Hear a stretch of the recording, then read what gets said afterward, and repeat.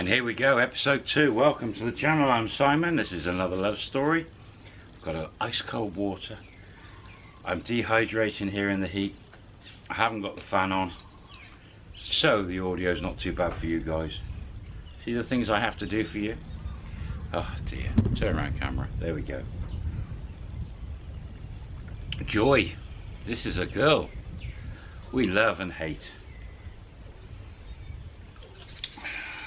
Hey John, just jumped back on a plane, gone back to the UK with the 2-year settlement visa in her passport. Bless her soul. Errol, thick as anything. And I still can't remember what that silver was, copy silver she sent back to the UK. Tiffany's, there it is, Tiffany's.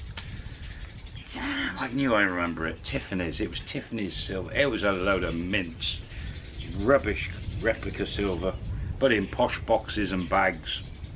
And it was an indication that this girl was not as clean as one would think. Her family, she had a mother in Konkan and no one else.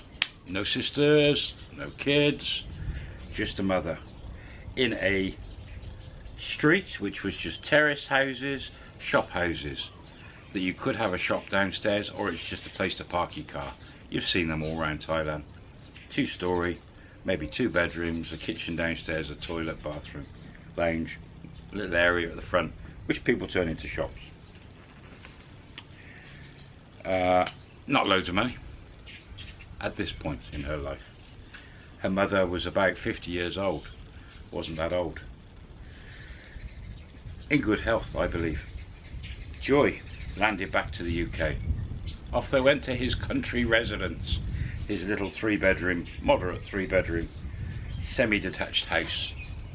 Off he went back to his factory, tell his few friends he's got that his Thai wife, he'd actually got married now, and his beautiful Thai wife, who wasn't so beautiful, how lucky he was, and he immediately started arranging train spotting events with his friends.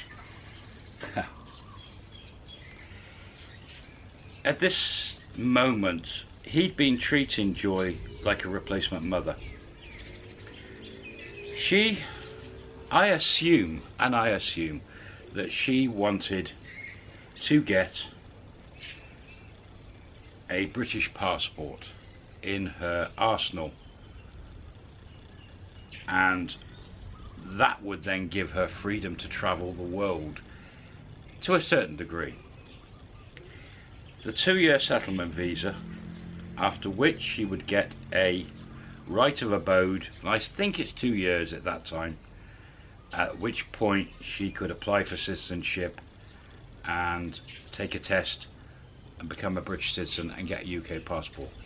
So it was going to be 4.5 years down the line. 4.5 years staying in the UK to get that book. And there was no way of making it quicker. There was no way of circumnavigating the system. No matter how you did it, she would have to spend 4.5 years with Errol and still be married to him, at least through to the right of abode. Thereafter, I'm not so sure, but that is a lot of years in her life. Her only being 23, 24, it's 15-20% of her life she's going to have to spend with Errol. I have no brains and loves trains.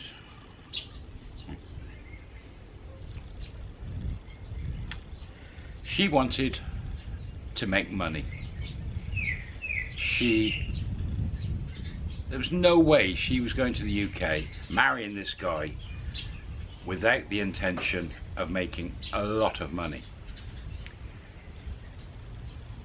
Going through this love story forward, you will see whether she does or she doesn't. And I've already mentioned there was interactions with Jib, etc. in the future. so don't be surprised with some of the things that Joy is going to do. Within 2 months of them landing back in the UK, Joy had formed 2 or 3 friends, Thai women, who lived not too far from her, who had British husbands. She soon hooked up with them and started interrogating them. Where they lived in the country, she needed transport. Errol had a car. She was old enough to drive, and she did drive in Thailand. So one of the first things she did was persuade Errol that even though she would still attend college to learn English, her new settlement visa allowed her to work in the UK. A tourist visa didn't allow for her to work in the UK, and there was no recourse to public funds and hospitals, but the settlement visa allowed her into the hospital system, gave her a national insurance number, green card, allowed her to work. So she persuaded him very easily by telling him, not asking him, that she was going to learn to drive and get a car in the UK.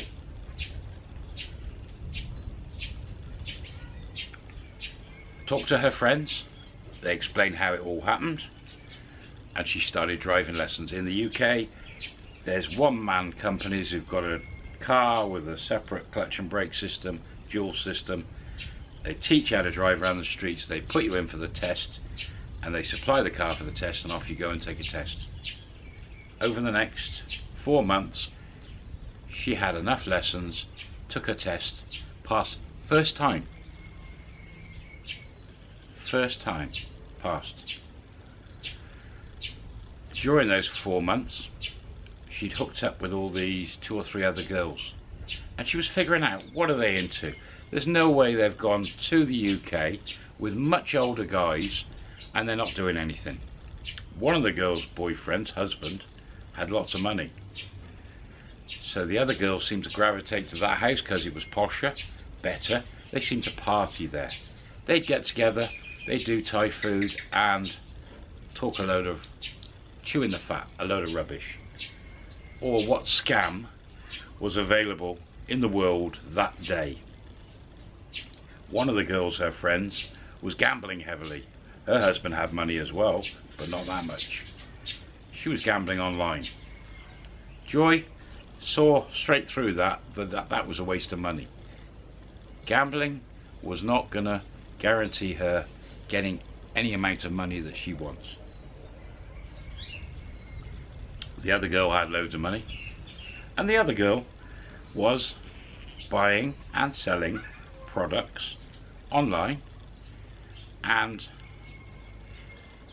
doing reasonably well.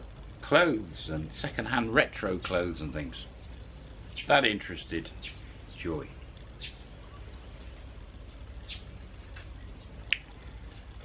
She passed a test, and she told Errol. Errol's car was a reasonable car, medium. Told Errol she wanted a car, and they started talking about children. I don't know why. I wouldn't think Joy ever wanted children. Ah, how wrong was I? She said she wanted a family car, but a nice one. Her friends had nice cars. Now, in the UK you can buy a good second-hand car for $1,500 American dollars, £1,000. You could buy a brand new car, £10,000, 12,000 American dollars. And then you go up market. She soon realised that in the UK, Thailand, a Mercedes and BMW cars are millions of baht because of import duty. But in the UK, they're pennies. She told Errol, and she'd asked her friends and their husbands, and she decided she wanted a BMW 3 Series car that was about 5 years old. Cost 5-year-old BM, £10,000. $12,000–13,000. She didn't ask him. She hadn't earned any money at this point. She wasn't working. She told him. Errol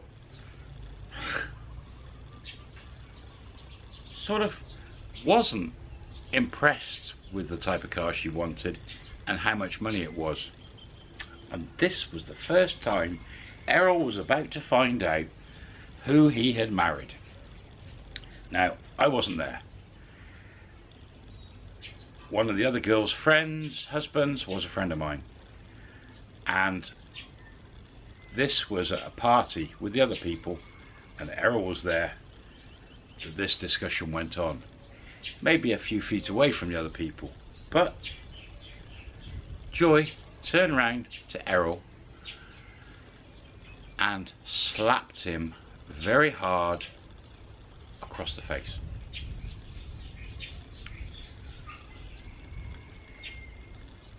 This is 23, 24-year-old Thai girl. Errol's about 50. Okay, he's got no brains and he loves train spotting and whatever.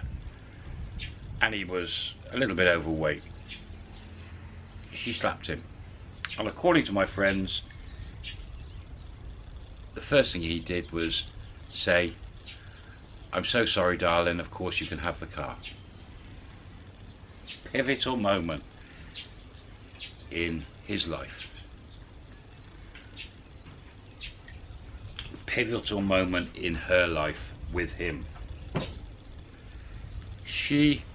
He could have turned around and floored her and their life would have been totally different. But no, he didn't. In front of 3 other foreigners and 3 other Thai girls, she slapped him, he gave in, submitted, rolled over, begged for forgiveness. Yes, you can have a £10,000 BMW. What do you think those other 3 foreigners thought? What are those girls thinking? Are they thinking, I should try this with my foreign husband and see if I get a £10,000 car? I bet they did. But Joy, at that moment, in front of those 3 girls, went from here, and those girls were older than her, went from here on the social ladder to here. Suddenly, she gained huge respect from those 3 other girls. No respect from those 3 guys. And those 3 guys all made comments apparently to him that he's a complete fool for what he's just done. And they all gave him their comments and thoughts what he should have done. And what they think about his wife Joy and what she did. What would you do? What would you have done? Tell me. Comments below. Seriously. What should he have done? Well, that was the pivot, the moment in his marriage where he submitted and became Joy's bitch. She just took the control of that marriage, 100%. That was like opening the ATM machine PIN number, opening the savings, the safe in the house. It's like opening all the keys and doors to all of his money. And she didn't know how he was going to react when she slapped him. She's only so young. She learned English so quick. She's such a clever girl in so many ways. I mean, from a Thai point of view, that girl, she rocked. She conquered the visa system. She got herself a reasonably wealthy foreigner. She took control of him and rode him like a stallion. Total control over this guy. And she moved halfway across the world. Absolutely nailed him. And control. Wow. That first 6 months tourist visa, 3 months before, 3 months. So it's a year. They're coming up to the end of the first year. She's gone from a girl working in a factory in Konkan to a girl about to drive a 5-year-old BMW car in the UK with a husband as her bitch and all the keys to his locks and money. This is only episode 2. What do you really think about this type of girl? What would you do in his position? Have you seen a girl like this? Have you ever heard of a girl like this? Can you see now that we're only just in the start of the love story how this is going to be the worst one ever, or the best one ever in some people's eyes? Honestly, what would you have done if she'd have slapped you? Tell me. Vent your thoughts. Let's leave it there, and I hope you have a great week. I'll see you next time. Thanks for watching. Bye bye.